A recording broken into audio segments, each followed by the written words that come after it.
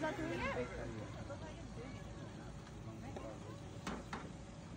Yeah. But it's good because sometimes you go after school with your friends and you don't know where you are. I'm over here. It's hard to go. Hated it. Oh, really? Yeah. And then after I got pregnant, I couldn't eat anymore, but then I got over it. I was going to say, have you tried dipping it in vinegar? Spicy vinegar?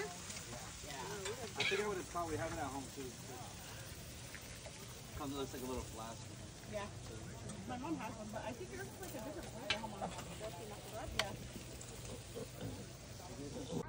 Morning! So, last day namin. Pauwi na kami. It's Sunday, everyone. So, after namin mag-breakfast, magre-ready na rin kami sa anong gamit kasi pauwi na kami. Tapos na yung ganap sa pag-camping. Maraming nag-camping dito, guys. Yan. Yan. Meron pa doon sa dulo.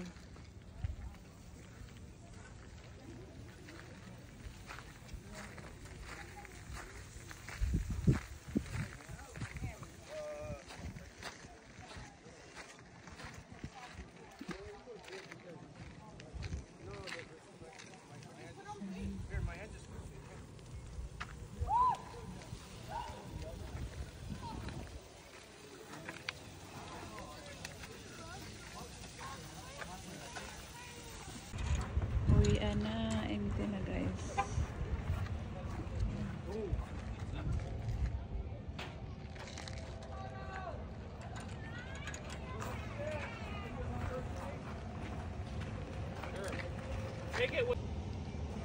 Uwian na guys. Ayan, pinasok na namin yung lahat ng mga gamit sa loob ng sasakyan. The girls want to dip their feet in the lake.